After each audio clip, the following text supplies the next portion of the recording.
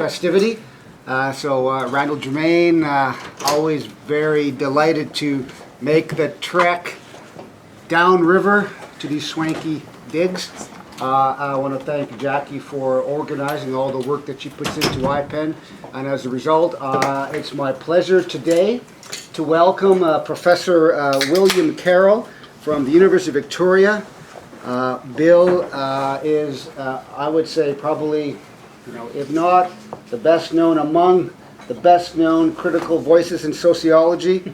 I've used his 2010 book, The Making of a Transnational Capitalist Class, in my own graduate teaching. He's published voluminously over the years.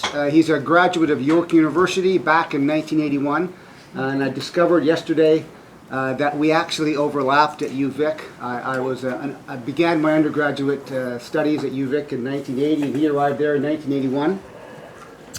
We have another connection. I'm also a York graduate, as are several people around this table. But Bill's work has really been at the cutting edge of trying to map and understand the actual molecular organization of class formation in Canada and globally. The Making of a Transnational Capitalist Class is a fantastic kind of synthesis of how this the transnational capitalist class actually looks and operates through interlocking corporate directorships. He's also has published lots of work on basically the capitalist class in Canada, corporate power in the Canadian capitalism.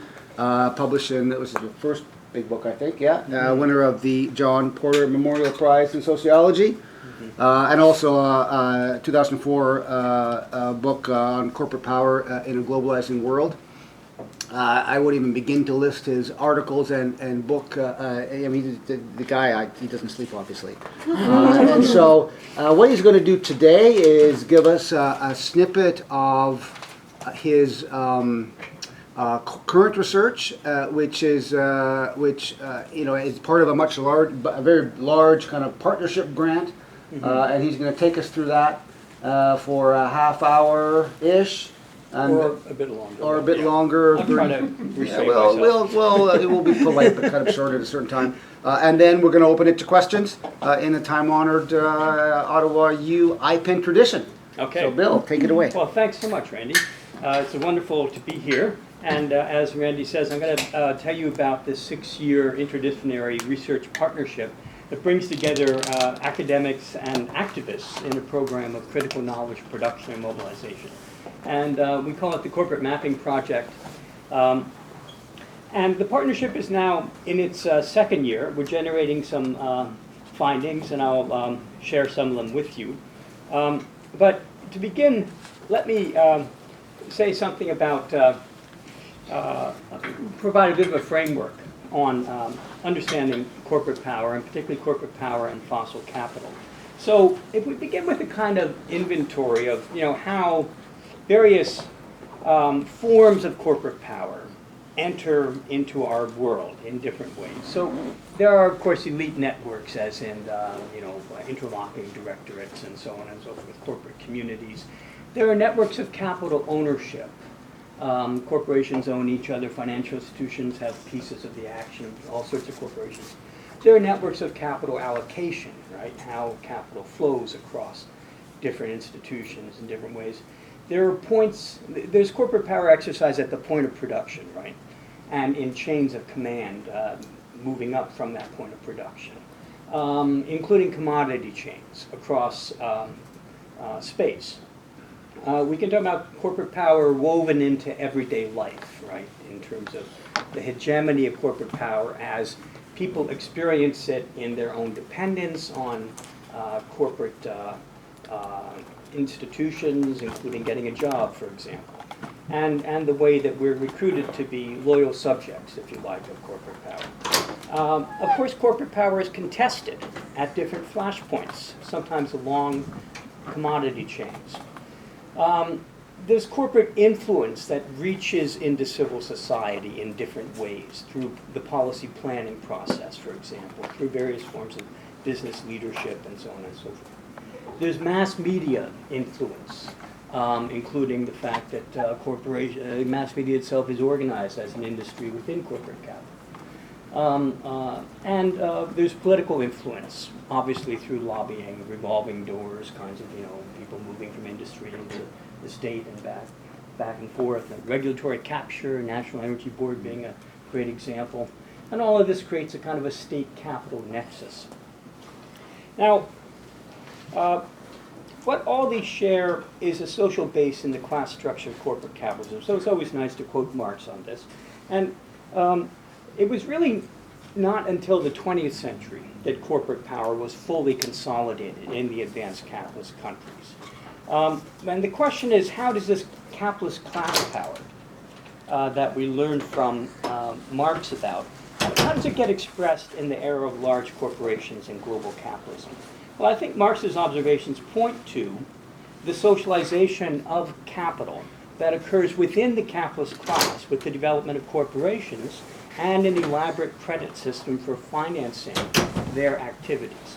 So according to Marx, the rise of the modern corporation whose shares can be publicly traded and held by a multiplicity of investors enabled an enormous expansion in the scale of production, a centralization of capital into giant firms, and endowed capital with the form of social capital in the sense of being the capital of directly associated individuals as distinct from private capital. Within the corporate form, its control over social capital grants capitalists control over social labor. And corporate power is grounded in this kind of control, the control of capital accumulation. But capital is a many-splendored thing.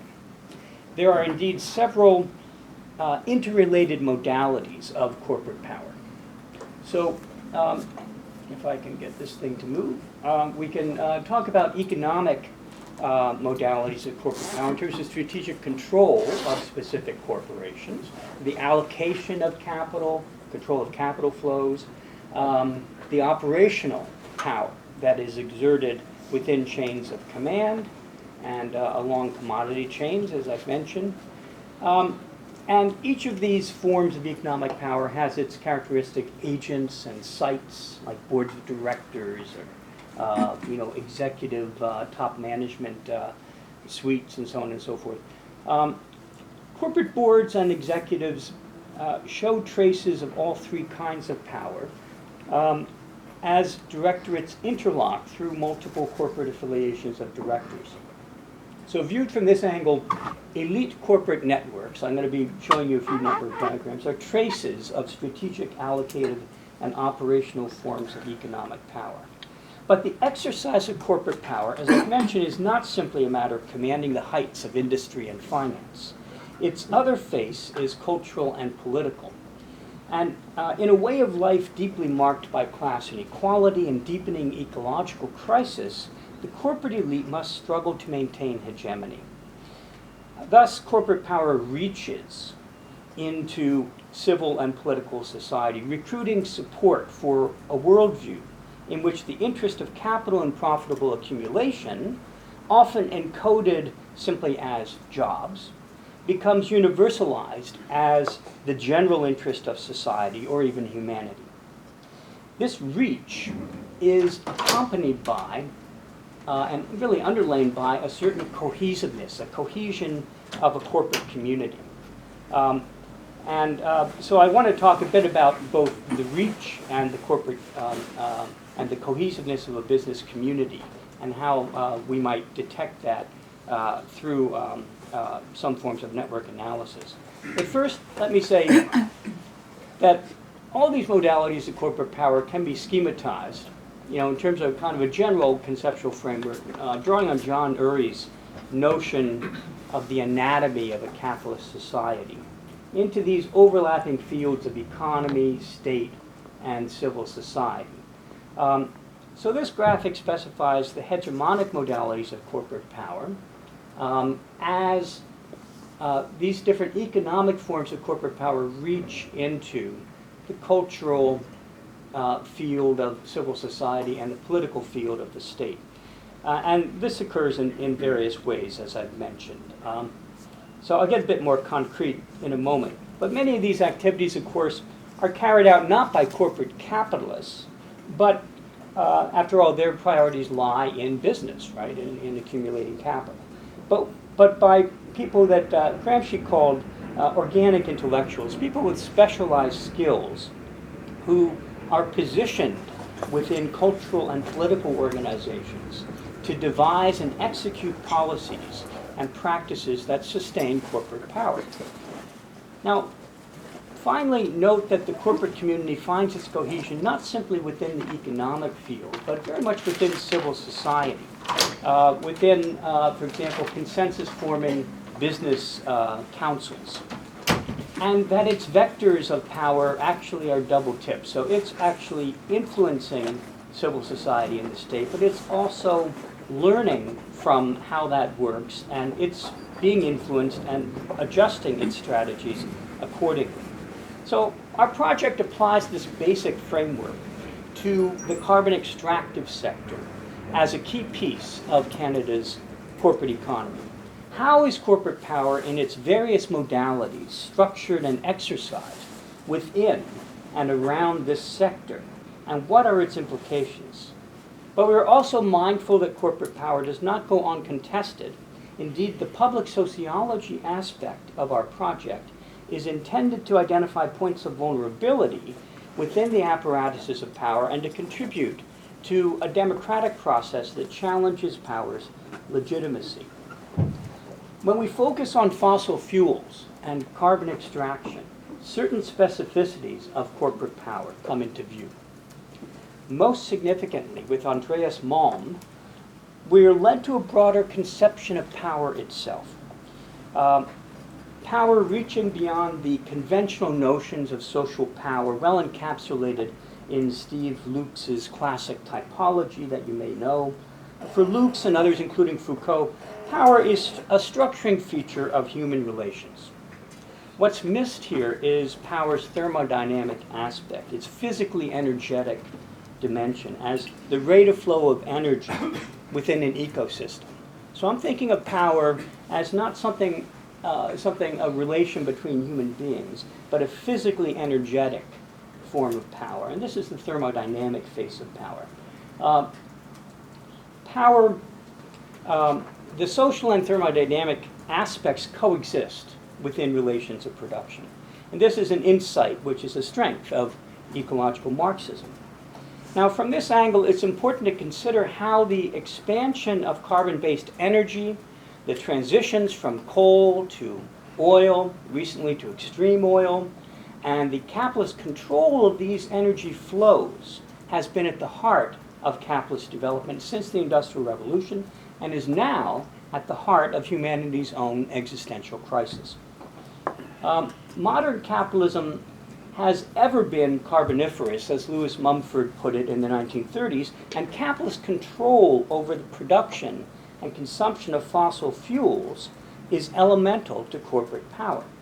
In countries such as Canada, where fossil capital comprises a leading industrial sector, this power is expressed in a number of specific ways: in massive industrial investments and operations that extract, process, and move carbon, in fixed capital investments linked to massive pools of financial capital that appear to lock us in to the valorization of that capital, in political economic issues such as the Dutch disease, the petrostate depletion, the problem of depletion, and the turn to extreme oil, and the political ecological issues, of course, relating to health and safety, the climate crisis, alternative energies, and the struggle for a just transition out of fossil capitalism.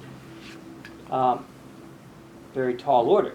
Now, a little bit about the research program, the Corporate Mapping Project. Our SSHRC-funded partnership focuses on Canada's carbon extractive sector, but from that vantage point, we map relations of power and influence nationally and transnationally, while also attending to relations of struggle that interrupt flows of power and commodities at key flashpoints.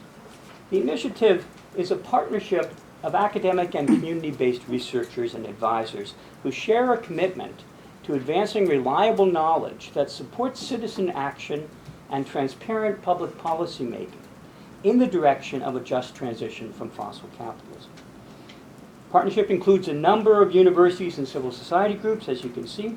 Host institution is UVic, but CCPA BC is heavily involved, and its associate director, Shannon Daub, is also the co-director of our partnership. We have 21 co-investigators and partner representatives and 26 research collaborators with disciplinary expertise in sociology, political science, economics, geography, environmental studies, communication studies, so on and so forth. Our partnership includes key civil society and activist groups. One of them is the Public Accountability Initiative, whose work is focused on an online resource for mapping corporate and political power in the United States, called Little Sis. I'll have a little bit more to say about that later. And another partner is Canada's largest industrial union, Unifor. Also notable, our team includes community advisors who bring to the table extensive knowledge from years of grassroots activism around indigenous, ecological, labor, and other justice issues. In this way, the partnership is balanced between research and knowledge mobilization, with the latter framed as public sociology. That is, in dialogue with publics, in ways that inform and help empower them. So the work focuses around 4 big research questions.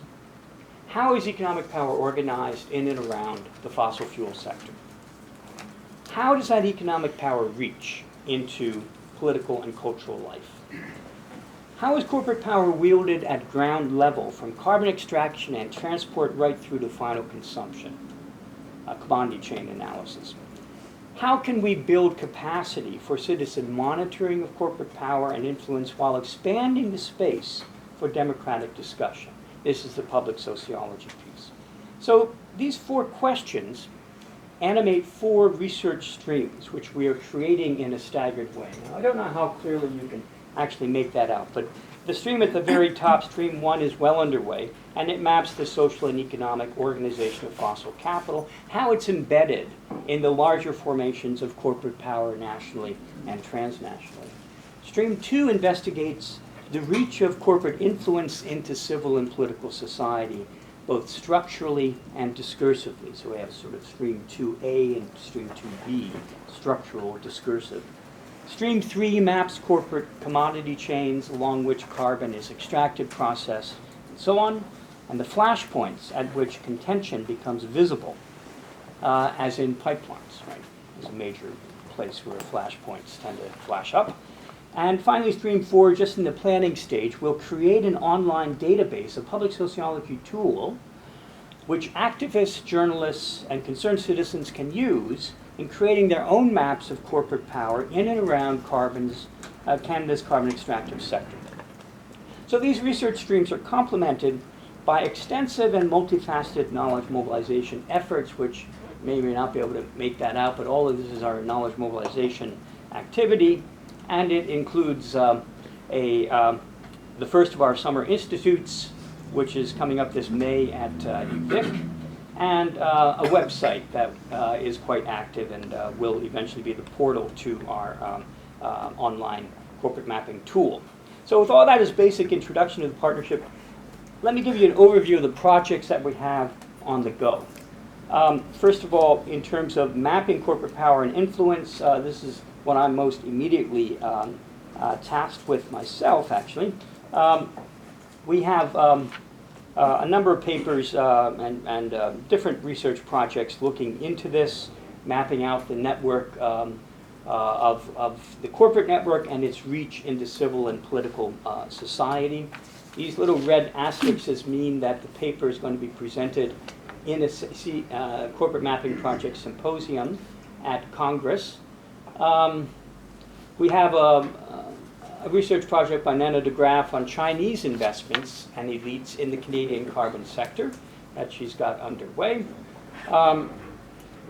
a comparative case study analysis of Canada's big 9 fossil fuel firms and the social cost of carbon that Ian Hussey and Eric Pinault of the University of Quebec and Montreal are doing. Under stream 2B, just as a really whirlwind tour here, just to give you a sense of what we're up to, corporate influence strategies, the more discursive hearts and minds aspect of our research program. Shane Gunster at SFU and a number of his graduate students are working on a paper, Fossil Nation Extractivism, Public Relations, and Social Media. So they'll be really looking at how public relations strategies are shifting in the age of social media in terms of how to legitimate carbon capital. And they have some interesting analysis that they're working on there. Consultation Game, project co-director Shannon Dobb with Glenn Blue at the University of Calgary are doing this interesting study that looks at the actual industry submissions to the climate leadership teams in Alberta and British Columbia, and sort of looks at various interesting ways in which corporations intervene in these kinds of fora. Universities in a carbon extractive political economy is being pursued by Laurie Atkin at University of Alberta. Gary Gray at UVic is doing this analysis of a report that was issued that gave University of Calgary a clean bill of health in the wake of the Enbridge controversy, Enbridge influence on campus there in various forms. And he's sort of deconstructing that and unpacking that and showing what happened with that report and how it really lacked a lot of independence, to put it mildly. Another interesting piece that's ready for presentation this spring is by Simon Enoch and Emily Eaton at University of Regina, and that's Purchasing Social License in Saskatchewan's Oil Patch. So this is really how corporate hegemony plays out in everyday life in small town Saskatchewan, the actual towns where carbon is extracted, and the various forms of dependency that develop as corporations sponsor a lot of basic activities, hockey rinks and so on and so forth. And they've done a lot of in-depth interviewing of people there. Indigenous experiences in Alberta's oil industry and its gendered impact on working families is a project underway by Angel Aluk. And this connects with a whole kind of interest we have in the question of corporate power and indigenous communities, and of course indigenous resistance. Commodity chains and flashpoints are third stream. I think it's probably pretty clear to people what's involved here, the specific chains of carbon extraction that at each point might be susceptible to disruption through protest. And we've seen a lot of that in Canada and the United States. And so this is what we mean by flashpoints, that kind of disruptive, contentious politics. And we ask, who has formal access to decision-making at each point along the flashpoints? How are actors seeking to reshape power relations at these sites? And sort of trying to understand what's going on at these flashpoints along the commodity chains. We also have a project that's really digging into specific flashpoints in northern British Columbia. Fiona McPhail and Paul Bowles working on a study that is trying to develop a typology of flashpoints. Why do they develop? How do they develop as they do? David Hughes has recently published, actually, one of our first publications. I don't know if I can get this thing to open. It's not that crucial, actually, given limited time. But it's an interesting study. You can look it up on our website about that basically shows that the proposals for new pipelines are completely unnecessary in terms of existing capacity, in terms of the 45% increase from current production level to the cap that the Alberta government set a year ago, and that basically what we're looking at is a scenario of stranded assets as these pipelines are built. There won't be any need for them, actually. They'll be essentially some of the best examples of white elephants in world history, probably. And so that's an important intervention to open up a little bit more public discussion of what's going on with some of these pipeline mega projects and the green lighting of them. Patty Sontag, who teaches at Concordia and also is the managing editor of the New York Times, is leading a project on that mobilizes journalists in training to do this kind of investigative journalism, what's going on at a couple of specific points along these commodity chains in Saskatchewan and Sarnia in terms of the social, community, environmental costs of carbon extraction and processing. And finally, The Power of Fossil Fuel Divestment is a book project that James Rowe, Jessica Dempsey, and Emilia Billibo-Thompson are working on, looking at the actual resistance to within a commodity chain that includes the financing of fossil capital as a crucial aspect of the commodity chain. Now, let me turn to some preliminary findings from our Stream 1 research. And I'll try not to take too long with this. I prepared for a little bit longer than half an hour, so try to keep it within bounds. But in any case, what I'm going to focus on here initially is the question of corporate community cohesion. You know, is there cohesion among the capitalists who control these different corporations? So, just in terms of the study itself, we're looking at 238 Canada-based corporations involved in extracting and transporting and processing carbon resources, right?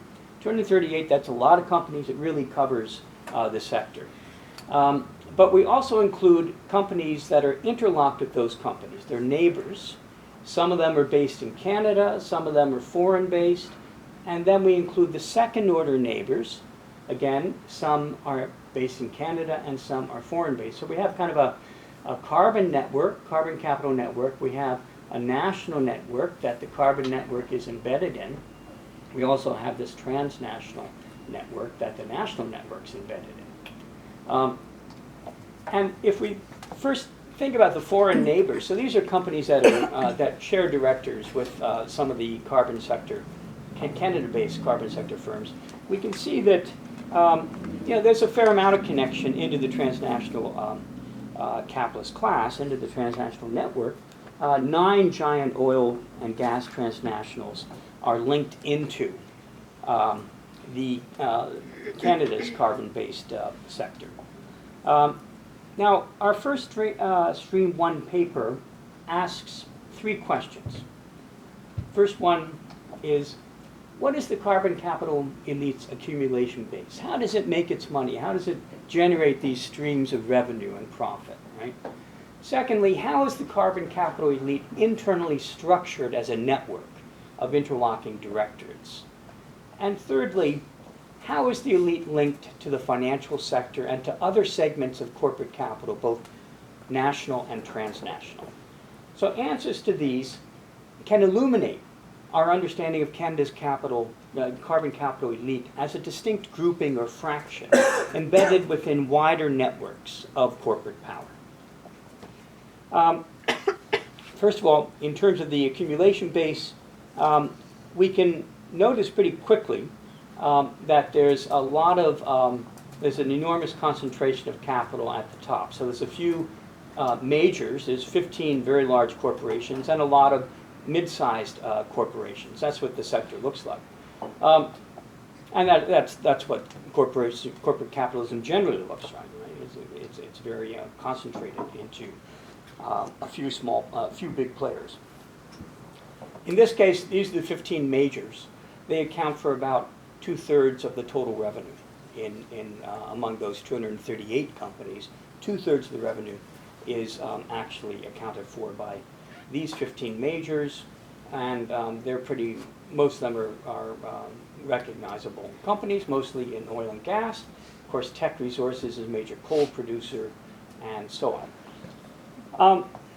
Now, one thing to note about the accumulation base for carbon capital in Canada is its geographical centering in Western Canada, as we know, with Calgary as its command center. So here we have, in terms of head office, green is Calgary, and you can see that in terms of the number of firms, and especially revenue of firms, almost 90% of all the revenue, is flowing through firms that are headquartered in Calgary. So it's the command center. Only Toronto and Vancouver host any significant number of companies with significant revenue outside of Calgary. Now, turning to our second research question, the basic issue is whether elite interlocking actually provides a basis for a corporate community, whether the network is integrated or is it fragmented into many disconnected pieces. What we find is that nearly the entire set of 1,200 corporations, it's not just the carbon sector, but the neighbors, whether national or transnational neighbors, and the neighbors of neighbors, are connected into a single global network. So these are like 92% of all the corporations we've researched belong to a single network. This is basically what the network looks like. I realize you can't really figure out much from this diagram, but I have color-coded it so the red nodes are the core sample companies, and they're clustered over here. They're connected to each other. You can see they form their own network, but it's connected into their neighbors, which are light pink, and neighbors of neighbors, which are dark pink, and neighbors are light pink. We get into the foreign-based corporations. The neighbors are light green, and the neighbors of neighbors are dark green. And you can see that the majors, which I've labeled here, like Suncor right here, Imperial Oil here, Encana, Nexen, CNRL, are all sort of mediating between the carbon capital network and the foreign and the national neighbors. So they're sort of providing this kind of mediation beyond just the Calgary-based network. Now, complementing this, and then there's some foreign-controlled companies like Husky Energy and Shell Canada that are sort of off to the side, more ensconced within the transnational network than they are connected into the Canadian national network, which is positioned to the left here. Complementing this big picture, we can drill down into the core of the domestic carbon capital network. When we do that, we can focus on the central core of, in this case, 51 densely interlocked companies and their 63 interlocking directors. So it is, again, a very complex sociogram. But clearly, what you can see is a tightly connected elite network here, based in Calgary.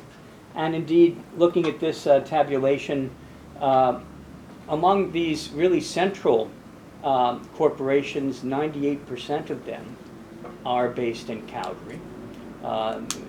This is at the core of the network.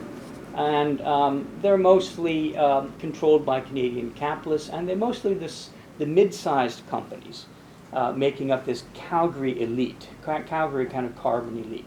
But if Calgary is the epicenter, it actually hosts relatively few direct and indirect neighbors. They tend to be hosted in Toronto and Montreal and Vancouver. So if we cluster the entire network by these cities, we get this kind of pattern where Calgary, and the black dots here refer to the carbon capital companies, the white dots are financial institutions, and then there's other kinds of industries that I've coded in different shades of gray. But the basic takeaway here is an enormous traffic and interlocking between Calgary and Toronto, basically between the Calgary carbon capital elite and Toronto largely financial institutions. So that's an interesting kind of nexus. But you can see that the network is very integrated in Calgary. The local Toronto network is very integrated, and there's a lot of traffic across, also of course across Toronto and Montreal, which is the traditional axis of monopoly capital in Canada.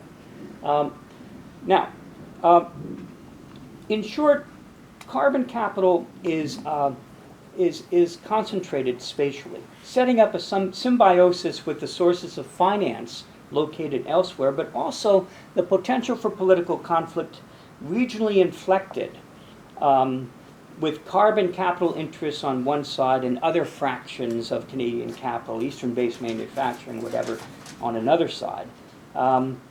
And as ecological concerns sharpen, one might expect intensified regional conflict over energy futures. One way to dampen conflict might be to embrace an agenda of climate action while greenlighting massive new carbon investments that go in the opposite direction. Of course, Toronto-based finance would like to see those investments go through because they'll get revenue streams out of them. And the Calgary-based carbon elite is full on for that project. Although incoherent, such a policy, the current policy of the federal government and the Alberta government, satisfies the interests of Eastern-based finance and Calgary-based carbon while maintaining business as usual for a precious few years. We call this the new climate denialism. The fossil fuel industry and our political leaders assure us that they understand and accept the scientific warnings about climate change, but they're in denial about what this scientific reality means for policy, and or they continue to block progress in less visible ways. In effect, the new denialism involves talking one way and walking in the opposite direction by obstructing the kinds of changes that could decarbonize our ecological footprint in a timely manner, but that also threaten corporate profits and corporate control of economic decisions. Now, as I've emphasized, corporate power reaches into civil and political society in various ways. I want to say a little bit about that part of the research program as well. Convey a few preliminary findings. Again, if we go back to this schematic diagram, what we're looking at here is the question of cultural influence, that kind of reach. By mapping interlocks between the carbon capital sector and key civil society organizations, we reveal the architecture of the new denial regime.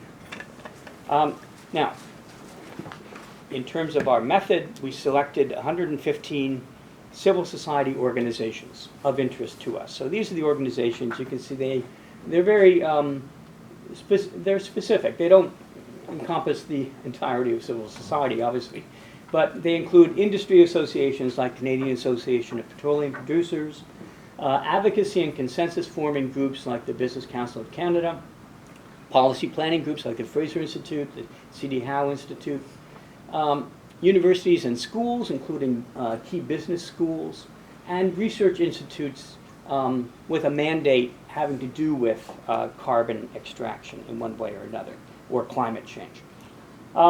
So these are, as I say, quite diverse, and in terms of their organic links to carbon capital, obviously the industry associations and advocacy and consensus forming groups are really creatures of capital. They're sites for constructing corporate hegemony within civil society, whereas these other groups are formally more autonomous from business interests.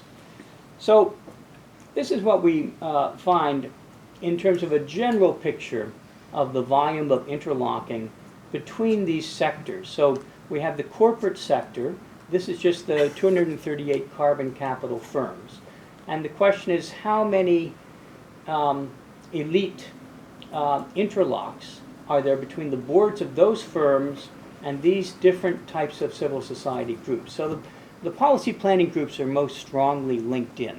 There's 40 different interlocks connecting the carbon capital sector to policy planning. But you can see the other groups are also linked in, and to some extent the different sectors link up with each other. Now, when we unpack this aggregated network, we get something that's really hard to make any sense of.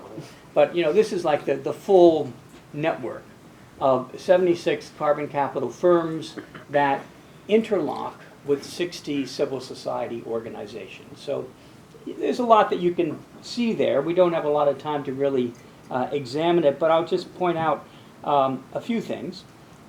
Certain civil society groups are especially central, really heavily connected into carbon capital.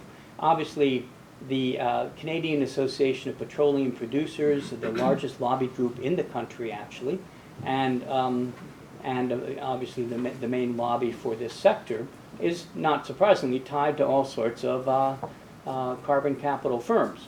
The BC Business Council is also very heavily tied in to the network in various ways. The C.D. Howe Institute, major think tank that has a lot of connections, not just to the carbon sector, but to other organizations like the Haskayne School of Business at the University of Calgary. And the Fraser Institute is also quite central. The Canadian Council of Chief Executives, now known as the Business Council of Canada, is a very central place in this network, as is the University of Calgary School of Public Policy. So this network is obviously very complex and sprawling. We can hone in on particular pieces of it, right? So here's a piece of it looking at just the 62 universities and schools, research institutes, and carbon capital corporations in that larger network. Here you can see we find a Calgary-centered scientific industrial complex, including 6 research institutes there in the dark green, and 4 universities and schools. The Haskayne School of Business, as I say, the University of Calgary School of Public Policy, University of Calgary itself, its Board of Governors. So all of this is University of Calgary. University of Calgary is very deeply embedded in carbon capital. And then there's the research institutes that are connected to the universities and to the corporations. So we have quite an interesting formation there. It's almost all based in Calgary. This is the Alberta School of Business at the University of Alberta. This little piece here is BC-based, Pacific Institute for Climate Solutions and Tech Resources, UBC School of Business. And this little piece up here is Saskatchewan-based, the Edwards School of Business at the University of Saskatchewan, for example. Okay, so this kind of architectonic analysis is of some value, but of course it needs to be complemented by case studies of actual organizations and individuals that constitute the network of corporate power, and looking into their practices and discourses. What are they actually doing, What are they putting out? So we're currently engaged in these studies. So, what I'm presenting to you now is obviously just a small piece of our entire program. So let me quickly draw a few conclusions, policy-oriented conclusions. We can conclude that the architecture of corporate power in and around carbon capital is highly integrated, to the point of perhaps appearing as an entrenched oligarchy. Its oligarchic form reveals a key aspect of what is sometimes called business as usual. In corporate boardrooms, decisions affecting communities, workers, ecologies are made by small, often interlocked groups of men.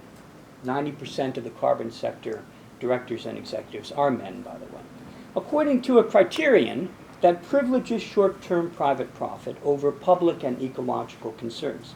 At least since Britain's 2006 Stern Review, business as usual has also referred to a climate change scenario in which the current regime of largely unregulated corporate power is simply extended into the future. In the Stern Review and elsewhere, the projection is ecological and economic decline in the current century as catastrophic climate change erodes the basis for living systems and for economic life. Clearly, the concentration and oligarchic organization of corporate power within an energy sector increasingly recognized as ecologically problematic requires a robust response. So, public regulation of carbon capital must be an important part of that response, particularly in the short term. Higher royalties on carbon extracted, taxes on carbon usage, can raise funds for climate change mitigation and for facilitating a just transition to energy alternatives, including the creation of climate jobs, which is very important. Tighter controls on overall emissions and thus on proposed and existing carbon extractive projects including full cost accounting and polluter pay provisions that prevent corporations from externalizing extractions, environmental costs, are also obvious steps. Regulation, however, does not touch the actual basis of corporate power, does it? The concentrated ownership of capital and the control of capital and its allocation through corporate forms of organization, this is the actual basis of corporate power. The scientific consensus holds that to avoid catastrophic climate change, a rapid decarbonization of energy will need to be effected globally in the next 3 decades. That's not a lot of time. As an integral aspect of this transformation, most of the world's carbon, and especially the dirtiest deposits, must remain in the ground. That's a scientific consensus. This is, as usual, in particular the quest by carbon capital corporations to valorize their massive fixed capital investments, reflected in Alberta's climate plan and similar initiatives, conflicts with the requirement to decarbonize energy in a rapid and socially just manner. Backed by an equally oligarchic financial sector and by generous state subsidies, carbon capital corporations have sunk enormous investments into tar sands and other mega projects. The same corporations continue to push for expansion of pipeline infrastructure that will either lock Canada's energy sector into more business as usual or result in vast stranded assets and write-downs if oil prices fail to recover to pre-autumn 2014 levels.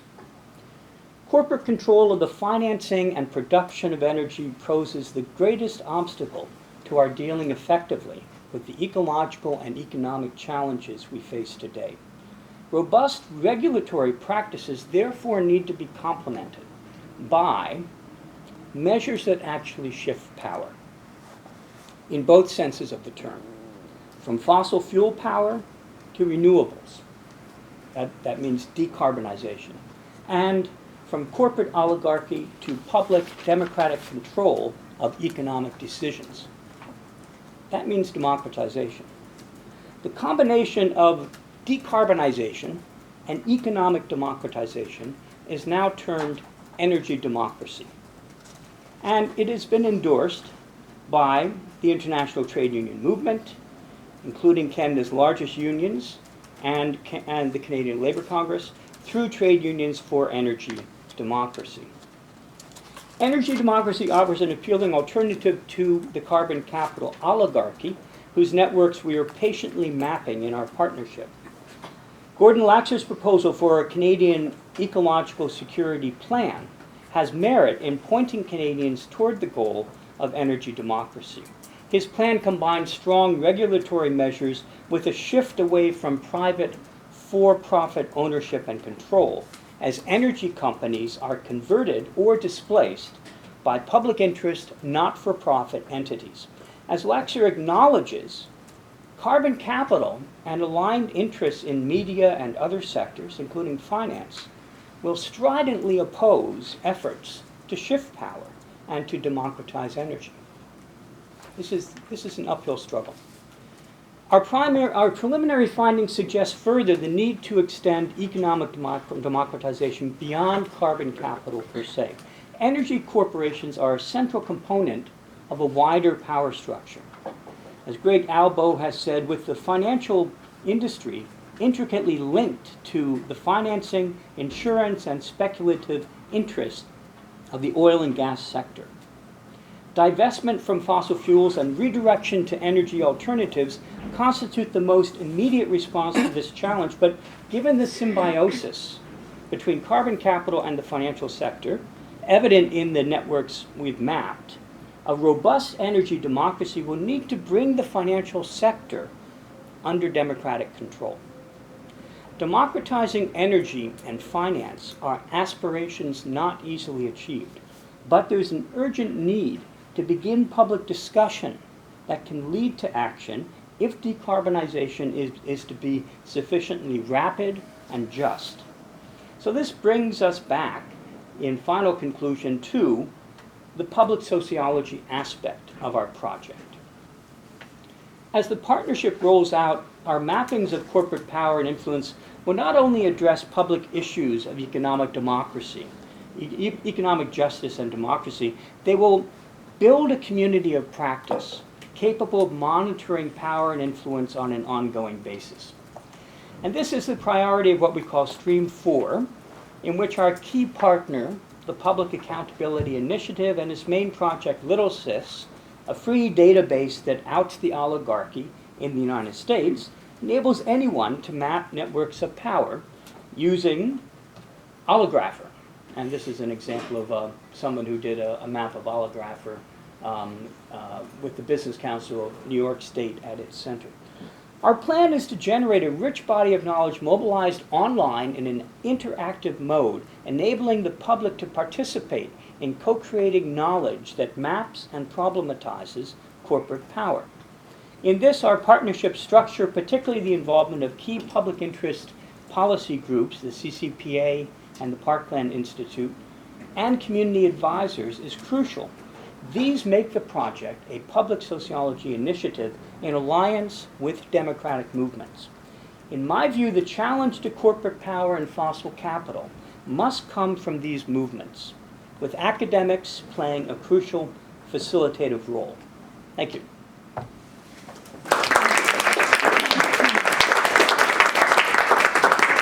Very much, Bill. Okay, so we'll take questions. Maybe we'll take 3, and then you can, and we'll just do that over and over again.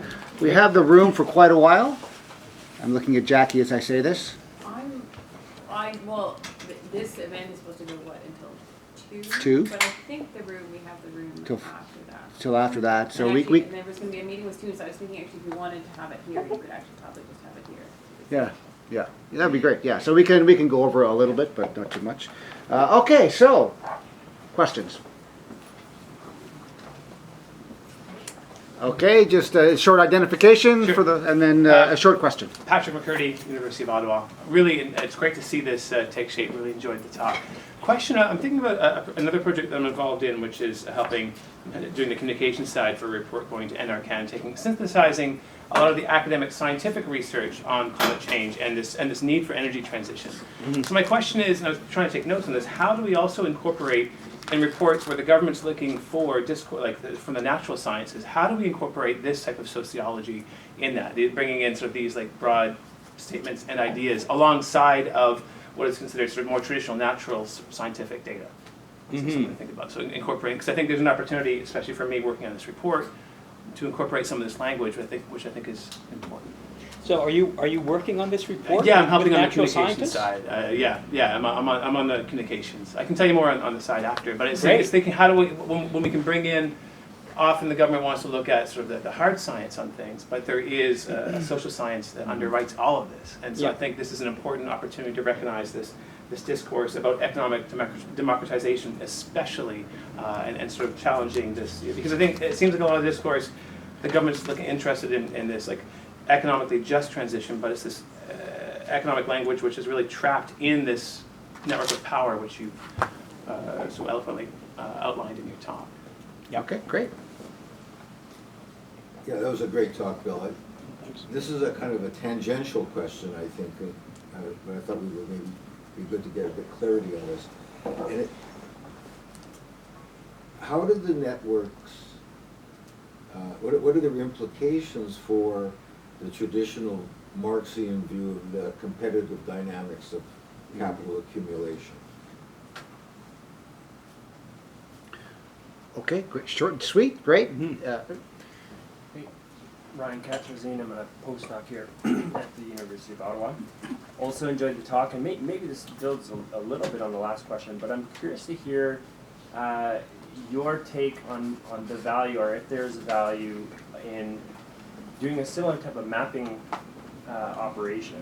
Clearly you're busy with this project, but looking at renewable capital and to see what kind, I'm just curious to hear your thoughts on what the relationship is there between those fractions of capital. Is it one of competition? Is there something we can learn from looking at the renewable side of the equation? There's a tremendous growth in investment in renewable energies, and clearly a transition of any sort, whether it's just or unjust, is going to involve renewable energy. And so I'm just curious to hear your thoughts on that. Okay. Good, or one more, or what's your? We could go with these three, or Okay, go with one more? no, go with Yep. these three, and Okay. then we'll come back. So, yeah, in terms of natural science, it's a real challenge, I think, Patrick, to try to bring social scientific insights into that. So you should probably be telling us if you're doing that, because this is a much more social sciencey project. It's SSHRC funded and everything, and but I think you're quite right that people are casting around for how can we make this transition, how can we make it just. And ultimately, there does need to be much more cooperation and collaboration across the divide between natural science and social science. I agree completely with that, but I don't have any specific insights as to how we do that. But so it's something we need to think about as we go forward, and I want to hear more from you about that, actually. Yeah, the question that Donald raises about a competition, and I think like this analysis of corporate networks, corporate elites, it goes way back. It goes back to the early 20th century. The first actual study of this kind took place in Germany, I think, around 1907. And Rudolf Hilferding, cited it, and it was an important resource for him in his book on finance capital. So, like within the Marxist perspective, if you like, the idea of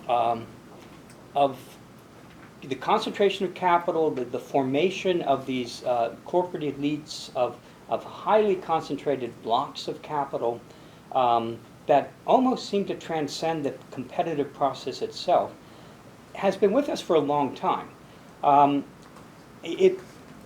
What these corporate networks do is construct corporate communities that enable leading capitalists to figure out common strategies and visions, what they want to do.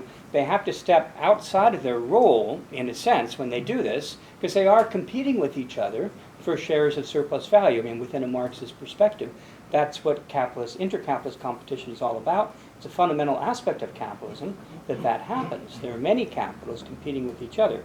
Now, that hasn't fundamentally changed, but the big players control such a big piece of the action, and there are institutional ways in which they do, find ways to sort of cooperate to some extent, not transcending competition, but creating a form of capitalism in which a lot of the revenue, a lot of the surplus value is claimed by the big players, and I think we see that. What's interesting, I think, looking at the Calgary network is you see a lot of mid-sized players. These are not super big corporations, right? These are like corporations with maybe $100 million in assets, not $5 billion in assets, something like that. And they're very interconnected. There's a lot of interlocking. They're competing with each other, but they also, there are these extra market relations that are part of the picture. There's a business community. It's a highly integrated business community. I think there are important political implications to these networks. In other words, I don't think they fundamentally, there's no conspiracy of capitalists all getting together and cooking up an idea of how are we going to all maximize our income together. That isn't happening. Okay, I don't know if that clarifies, but yeah. In terms of renewables. That's a really good question. It's certainly, in some parts of the world, renewables are beginning to overtake carbon, right? Canada, as a petrostate, I think part of our message here is that there's a lot of resistance to that. There's a lot of obstruction. It doesn't mean it's not happening, because it is part of the global picture, right? But it could be happening much more quickly in Canada than it is, and there's reasons why it's not happening very quickly. Now, that said, a number of the major corporations in Canada are actually investing in renewables. So they're hedging their bets. They are themselves in transition, right? But at the same time, they're investing in carbon. And so they're And these big pipeline projects and so on, they are planning to continue to invest in carbon. Like for them, it's not a sunset industry. It really should be, but the thinking is not that carbon is a sunset industry. The basic thinking is we can make carbon extraction more and more efficient to try to reduce the carbon footprint while we're actually pumping more of it out of the ground. But yeah, renewables are coming on very strong, and I particularly with the falling costs of storage, lithium-ion batteries. Some of the technological advances recently are potentially a game changer. So I think, from a strict, just leaving aside the climate crisis, if you like, from a strict economic perspective, it's pretty crazy to be building pipelines in Canada at this point in time, given the likely future demand for bitumen. Right? Likely world market future demand for bitumen is just not going to be there. Moreover, the fact that we already have the capacity to pump it, if that's what we do, which is not a good idea in the first place. But anyway, yeah, renewables I think is a really important issue, and there's a lot of startup renewables. There is, I wouldn't say that there's a kind of fractional conflict between big oil and renewables. As I say, the big corporations are in themselves, they are investing. And to some extent trying to control the process, right, would be my read on it. Okay. Yeah, you'll take three or four more, yeah. Thanks a lot for the presentation. I have to apologize in advance. I will have to leave very soon because we have a meeting just starting. That's why some of my colleagues have left already. I was curious. I appreciated really the picture of all these networkings. I was curious if you, at this point in time, you're able to tell us a little about the history of this network. Like, has there been moments where it's more densified, let's say, around some resistance from some groups or around elections, let's say in Alberta, or has there been moments when there was shifts and the networks became more densified because of the need for counteracting other views on these issues? Okay, thanks. Okay, yeah. David Dubinsky, Center on Governance here at the University of Ottawa. Two questions, if I may. First, thanks very much for an interesting presentation. First, you put coal, gas, and bitumen in the same analysis, and yet coal seems to have been targeted even in this denialist regime which you've described. So I'm just wondering how that fits in with the analysis of the underlying problem is corporate influence, because the coal corporations are integrated, as you described. A second question is about the public sociology going forward. You said near the end about the value of public discussion leading to greater democratization and the role of your project and the Center for Policy Alternatives, etc. Reminded me of Naomi Klein and the LEAP. There's a line in the LEAP which I find a bit disappointing, which says if you have town hall meetings and more discussion, this will automatically lead to a democratic solution to climate. And it struck me as a bit, really naive in the sense that we're at a huge transition akin to the post-war creation of the liberal welfare state, the kind of things that led to the neoliberal phenomenon in the 90s. Is really public discussion enough to describe what's needed to bring about the similar scale of transition is going to produce the kind of policies that we described as necessary? Back. Christopher Kelly, doctoral student in political science here at Ottawa. I'm really interested in the conflicts between productive and financial capital. Particularly, I study it in the financialization of food systems, and where you see a very stark conflict between the realization of accumulation. And you seem to suggest that there's like a serious symbiosis in this. And I was wondering what qualities of this particular permutation of actors lends itself to that kind of symbiosis of these. Okay. Okay. Yeah. All right, so, um, yeah, the history of the network, I wish we had that. You know, we basically, we begin with year-end 2015. That's the data I'm showing you from year-end 2015, when we really started the project. I'm not sure in terms of this particular network, like the Calgary-centered network, that would be an interesting study in itself. It's a small enough, you know, bounded network that one could actually go back and do the archival research and look at that.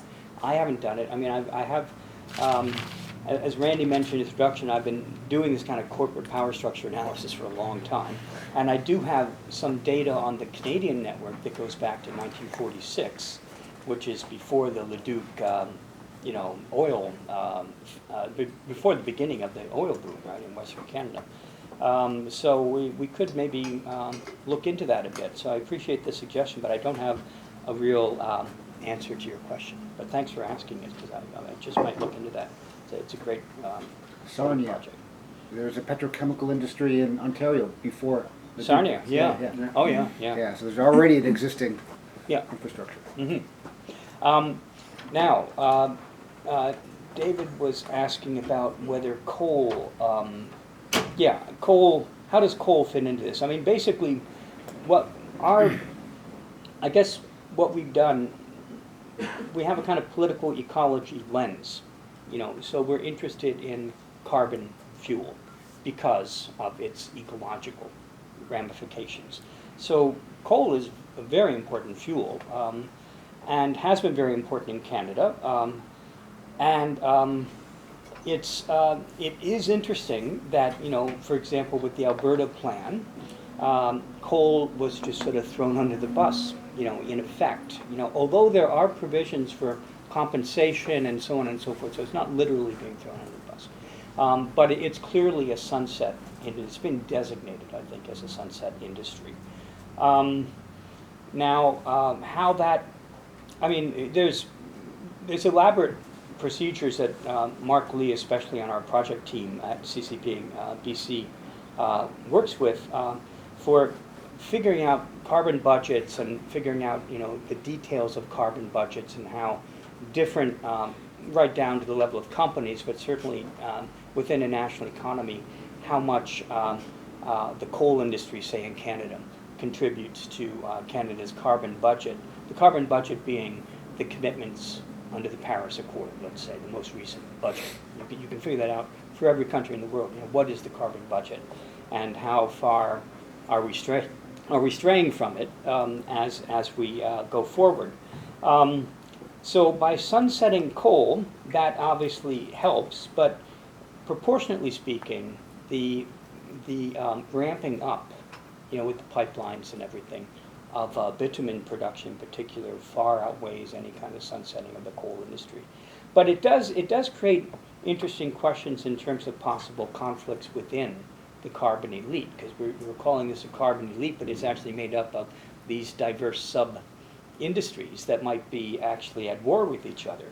And, you know, I mean, basically, even the Canadian Association of Petroleum Producers, CAP, this is just a rumor, but I heard this rumor that CAP was close to breaking up over the negotiations with the Alberta government for their cap, their plan of capping the total production of bitumen. So there's no question that any kind of move out of business as usual creates a lot of friction and conflict, even fractional conflict within capital, right? So, you know, I think you're right on that. We don't have a specific way that we're tracking that, but I'm going to note that down because, you know, the project is very much in motion, and it's a great issue to take up. You asked also about public sociology and the LEAP manifesto and, you know, town hall discussion. I agree that can really go sideways pretty quickly. You know, you can't just have a town hall discussion. Our strategy is really to help inform and educate And you know, the idea is to help facilitate well-informed discussion. And so the other thing is that our public sociology is aimed at two different kinds of publics. Like there is the general public, the town hall meeting type public, very important obviously in any democracy. But there's also, and very important in our democracy today, there are publics that are really collecting around progressive social movements. So there's like the environmental movement as a public, you know, or the labor movement as a public. You know, indigenous communities can form a public, or a whole family of publics. And we are very much addressing these kinds of communities to try to provide them with the kinds of resources, knowledge resources, and insights that can enable them to participate in public discussion in an effective way.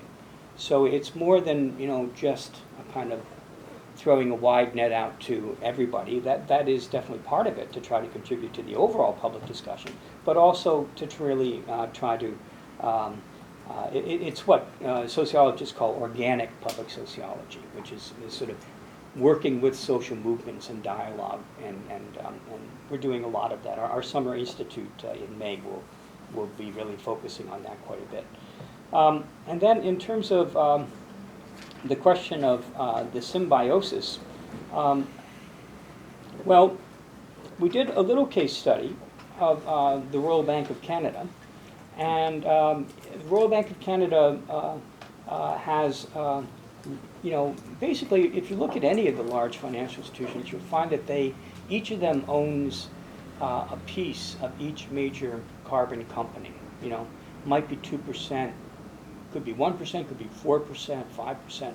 Like, it's not controlling interests, but they're heavily in, you know, these are many millions of dollars, hundreds of millions of dollars. And so they are, you know, they're very much invested in the sector. They're supporting the sector. They're helping to fund the sector also through loans, ongoing loans. Loans are harder to map out because you can't get really specific information, as you know.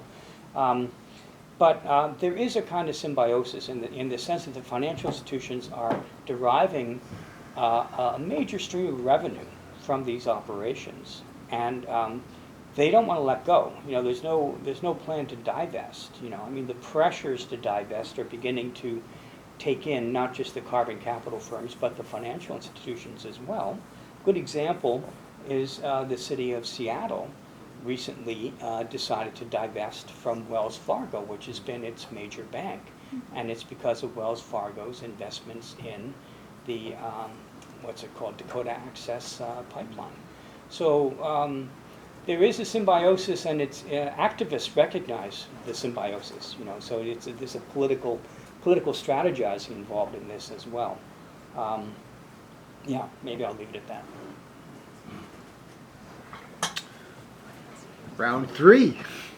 Yeah. Yes, I had a question about where you see the nuclear industry in this whole conversation. A few months ago, I was here for a Carroll University, the lady in charge of the International Energy Agency presented the annual report.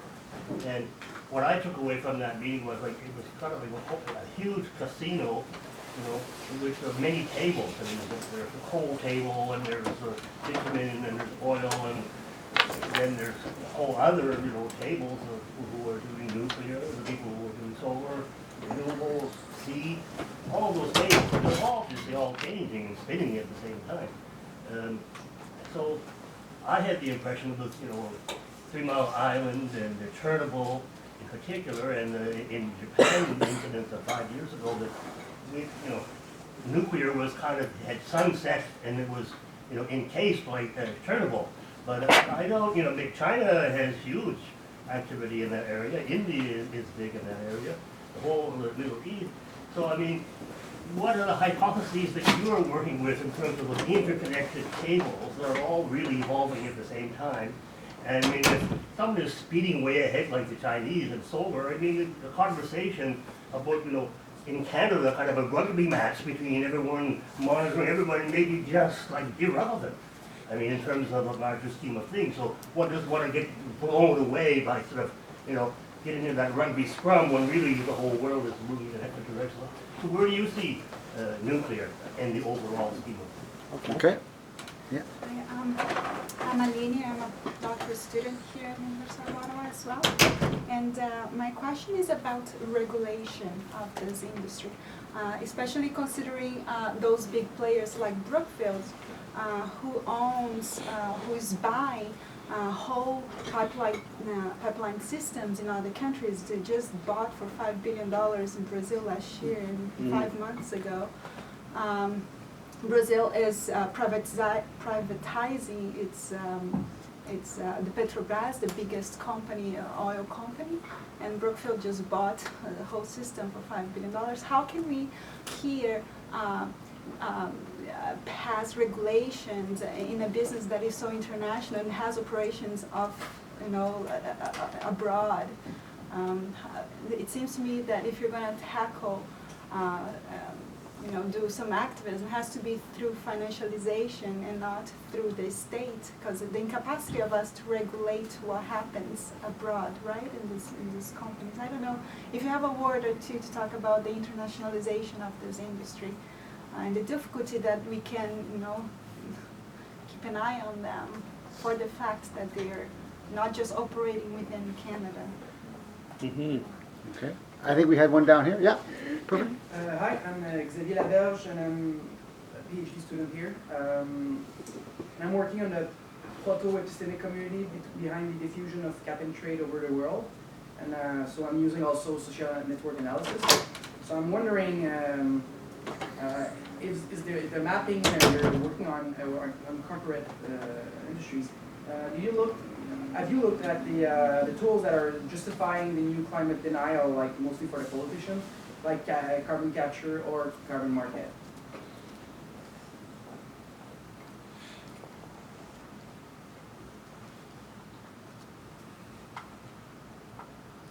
So, okay. Yeah, okay. Yeah. The nuclear industry, is almost a kind of a reflex reaction against this, of course, because of the disasters and so on.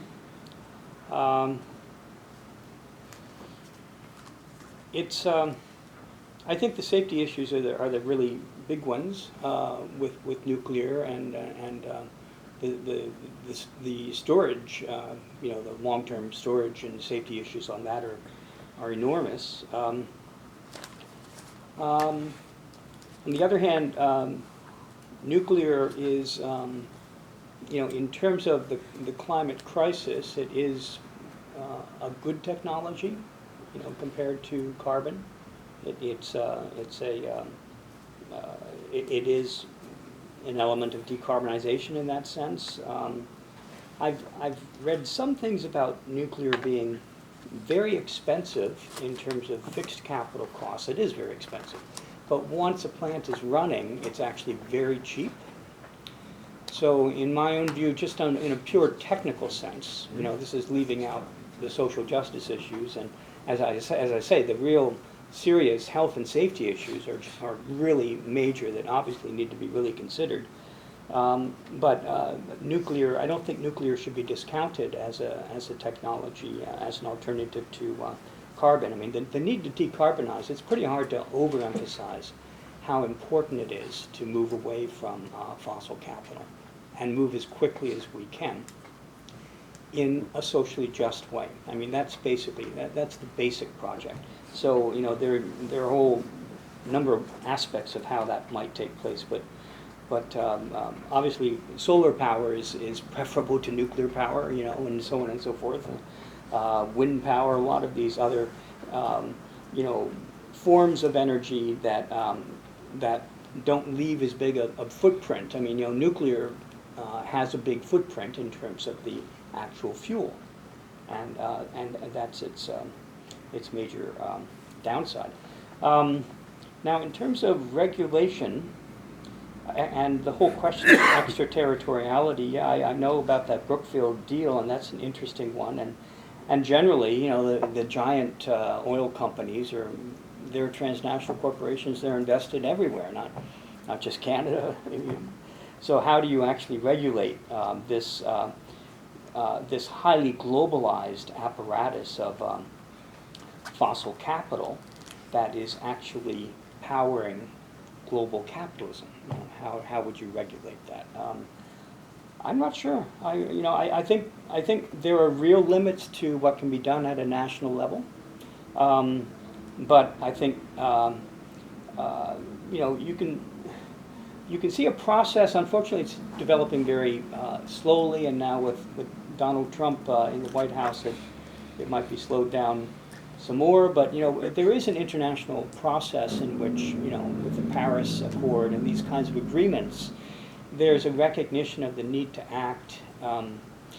All of that is framed within national regulatory frameworks, and this is what you're asking about. How can we go beyond that?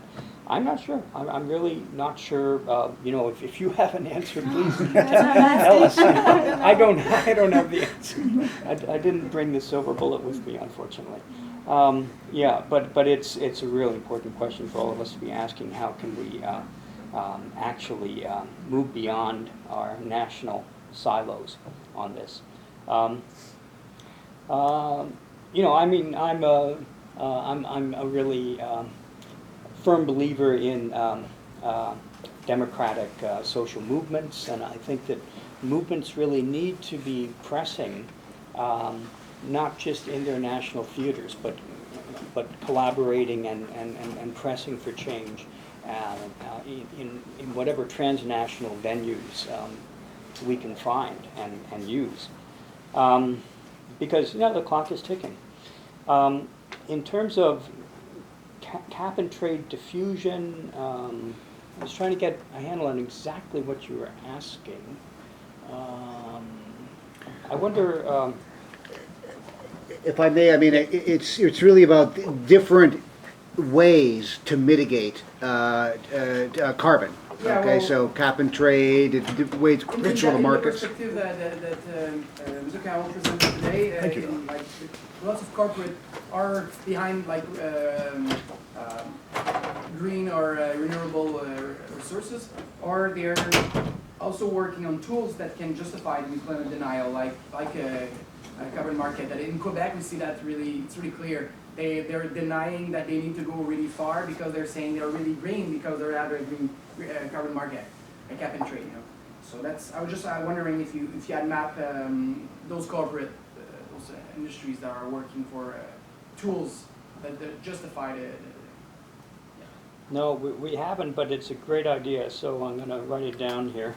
But yeah, carbon capture and carbon markets are both really good examples, I think, of the new denialism, in the sense that, in principle, it's not impossible probably to set up some sort of carbon market that could run effectively, but it generally doesn't happen.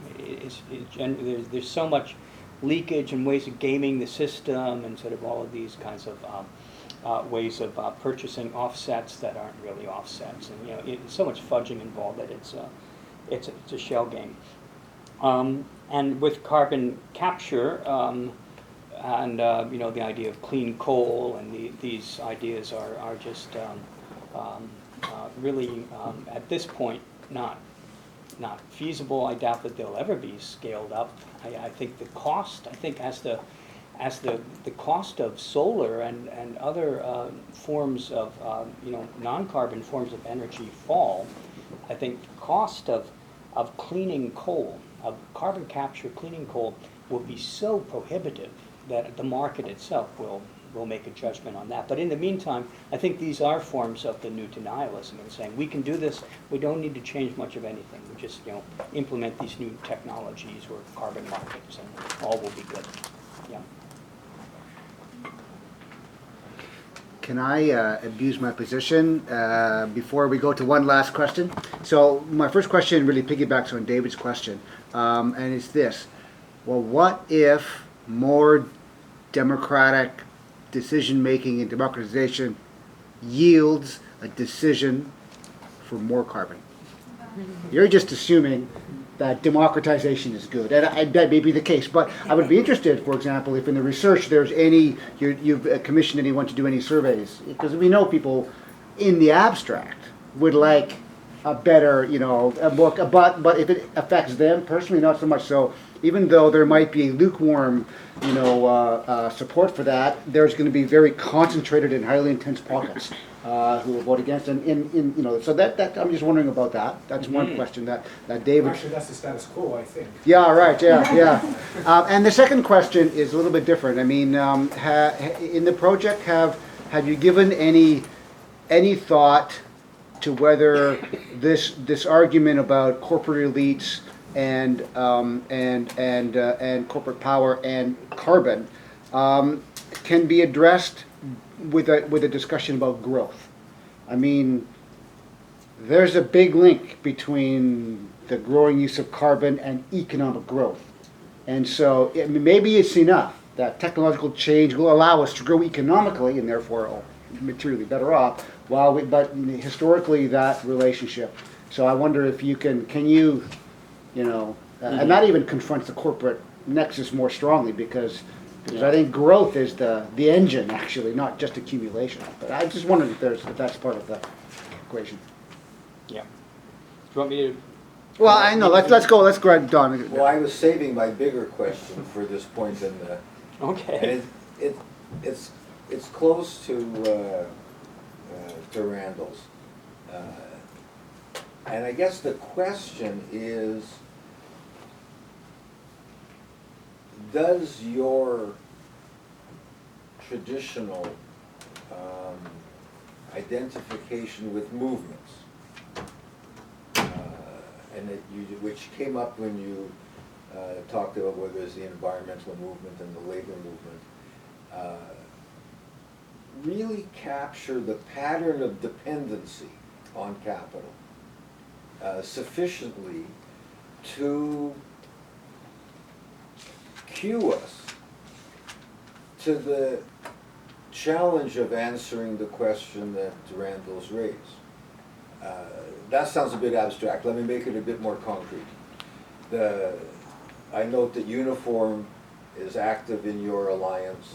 Mm-hmm. And of course, Unifor is very proud to talk about how it's a signatory to the LEAP manifesto. Yet not just the last, but in the last round of begging for government subsidies for the auto industry, Unifor did not raise the environmental issue at all. They made absolutely no demand that GM put money into mass transit, or electric cars, or anything that might mitigate the carbon dependence. So how do we address that within a democratic framework? I guess is the question. There's a second part of the question. We're getting near to the time. This might be the last round. Anyone want to throw in one more question? Yeah. My name's Celeste. I'm an MA student in environmental sociology. So I'm looking at how we can implement different policies and different kind of ways of thinking at the University of Ottawa. We're trying to bring in reusable bottles and vending machines to kind of give students the access to portable water that we took away when we got in. Anyway, long background there. But my question, I guess, is a lot of the stuff that I've been looking at kind of requires this changing of thinking. So a lot of the sustainability work, a lot of the ecological modernization work, it still focuses on money before it does helping out the environment and things like that. So I guess my question is understanding that the way that schools, corporations, and governments all kind of come into conversation with one another, is that problematic? Does that feed into the same problem of how we're all kind of thinking similarly and we're coming to the same kind of, in the same field of answers, I guess, if that makes sense? Schools, governments, and corporations. How they're all kind of like in conversation with one another. So it says that, like, the universities are going to create the next generation of people who are going to be in that corporate position or in that government position.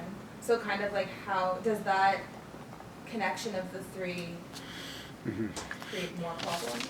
It's part of the problem, part of the solution. Yeah. For sure. Mm-hmm. Okay, great Professor questions. All these questions have been Final, fabulous. final comments over to you. Yes. What if democracy leads to more carbon? It's it's a good question, Randy. It's a good question. Democracy is risky. Part of the problem is that we don't really have much of a democracy, and sort of the points that Donald raising, getting to that, how dependent we are on corporate power, on carbon capital, and so on very hierarchical systems that are beyond democratic reach, So, the long-term project is, I think, economic democracy, but without economic democracy, people who actually develop their opinions within this kind of system that we have take for granted the power of capital, and often that leads them in a situation of dependency to really embrace the interests of corporate business as their interests, right? This is how one keeps one's job. You don't want to. This is why it's so important to articulate a program of climate jobs, and not simply a program of sort of shutting down industry, and then the workers who are thrown out of work, well, too bad for them, because that, from a perspective not just of social justice, but from a perspective of building democratic capacity for change, that's a really losing strategy. So at the end of the day, I think we are, we're faced with a very big challenge, I think, of making our system more democratic and in effect creating the kinds of democratic citizens that are interested in more than just their next paycheck. But I'm totally understanding why people are interested in their next paycheck, So it's not easy by any means. You asked another really difficult question, which is on growth, and I think the thing about corporate hegemony is that it tends to frame our understandings of basic kinds of terms like growth in a certain way. And so, growth is basically the same thing as capital accumulation, right? So it's, it's like the old cliche that what's good for General Motors is good for the United States, right? And that kind of hegemonic equation is pretty deeply implanted in most people's minds, and how to get beyond that is very difficult. But I think we need to reconceptualize if you like, the goal as human development rather than growth, and really detach it from the hegemony of corporate business that way. That it's really what we're striving for here is a better way of life for everybody. We want a way of life in which human beings can thrive, and in fact, corporate control tends to block a lot of those possibilities, right? So this is a critique of corporate capital that I'm presenting, obviously, and I think we need to actually really try to, engage with people at that level, in terms of critiquing the system of power that we're in, and the way that growth gets, we all buy into this idea, oh, we got to have growth, everybody's looking at, is the economy growing? It's not so important to have growth for growth's sake. What's really important is to have, obviously, ecologically sound approach to human development. Again, a very tall order, but that would be my abstract answer to it. And then in terms of dependency on capital, Donald's question, and Unifor, yeah, it's interesting, with Unifor. We've had some conversations with Unifor that have been interesting. Because they, they're a really progressive union, but any trade union has to defend its membership. it's just a kind of bottom line. It's like the bottom line that corporations have. Bottom line corporation is to maximize profit in the current quarter. For a union, if you're not defending your members, where are you? But of course, a progressive union has to go well beyond that. And it could be that Unifor sort of slipped up in its most recent negotiations. I don't have any kind of read on that as to why they weren't more proactive, in exercising some climate leadership in that situation. But it sounds like they weren't. But the bigger question, dependency on capital, it's a very big question. Our project is exploring dependency on capital and trying to understand how that works, how it does.